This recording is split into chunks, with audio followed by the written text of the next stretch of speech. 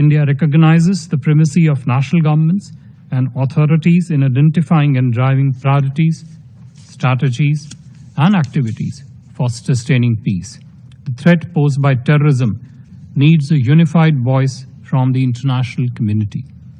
We should strengthen capabilities of the host state security forces, join hands in preventing the terrorist forces from gaining access to financial resources, and must collectively call out those who provide safe havens to terrorists, as also those who stand with them and come to their defense, including in the UNSC sanctions regimes. UN peacekeeping operations commenced 7 decades ago as relatively simple, largely unidimensional missions designed to keep the peace and to facilitate political processes aimed at finding lasting solutions to conflicts. This context has changed profoundly over the years. Today, both the political and security environment, as also the nature of conflict, have undergone paradigm shifts. It has become more complex, uncertain, volatile, and ambiguous.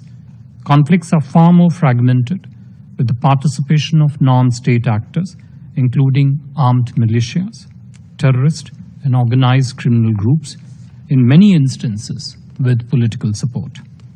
Technological advances have also contributed to the changing nature of such conflict in many ways.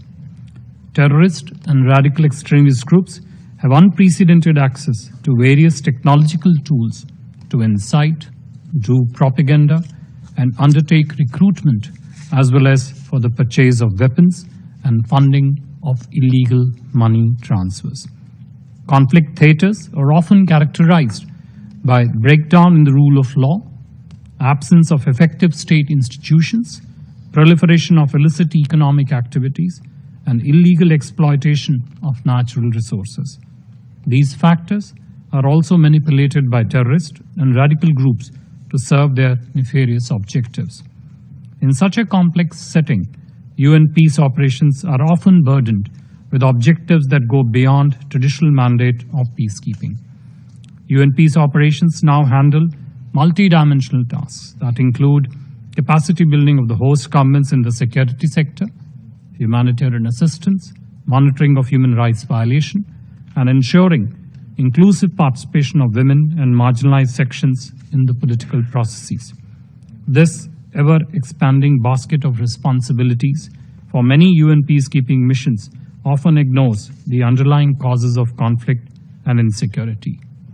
The need of the hour, therefore, is of a holistic approach, coordinated action, and a clear strategy that addresses the challenges to peacekeeping operations and peace building.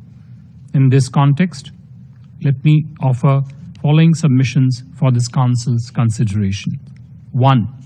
In contemporary conflicts, solutions often lie in the political and social domains, not just the security. As such, peace operations can create conditions for political and social processes to take hold, but not replace them.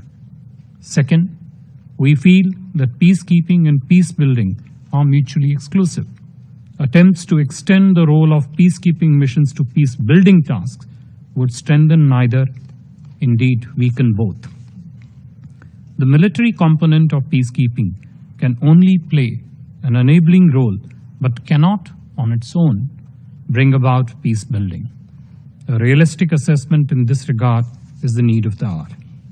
Third, when it pertains to Africa, solutions anchored in African regional organizations are given a priority and is a good road ahead for resolution of many contemporary armed conflicts.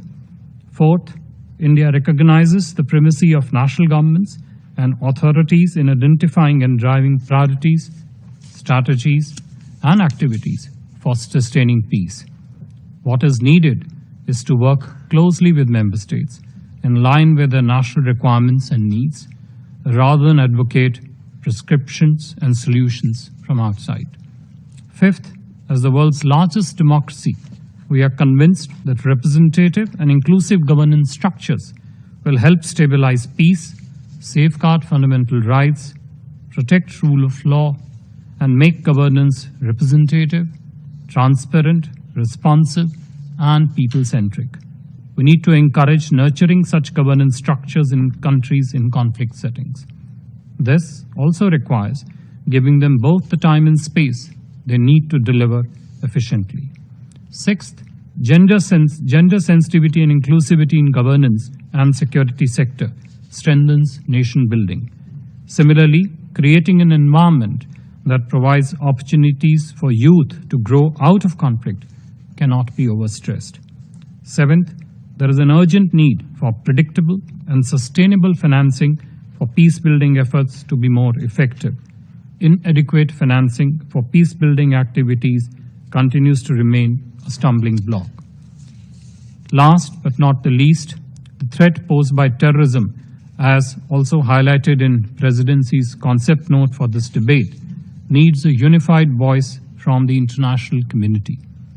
We should strengthen capabilities of the host state security forces, join hands in preventing the terrorist forces from gaining access to financial resources, and must collectively call out those who provide safe havens to terrorists, as also those who stand with them and come to their defense, including in the UNSC sanctions regimes.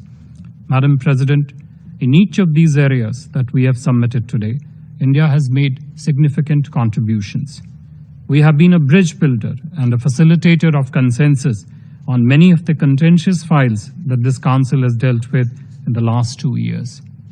We have strongly advocated for keeping the peacekeeping mandates objective, well-defined, and focused.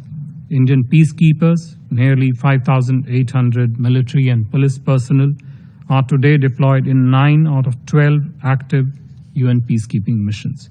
We have also been an active member of the Peace-Building Commission since its inception. We have always played a constructive and significant role in the context of peace building through our extensive development partnership with countries in the Global South, including in Africa. The India-UN Development Partnership Fund, which was established in 2017, has grown in a short span of last 5 years to a portfolio of 66 development projects in partnership with 51 developing countries, including 17 member states from Africa.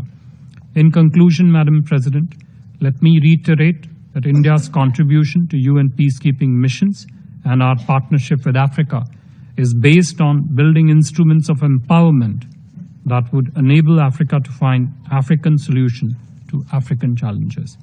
India has committed concession loans of over $12 billion to various projects in Africa since 2015. India will continue to be a force multiplier for all peace-building efforts, particularly for our brothers in Africa.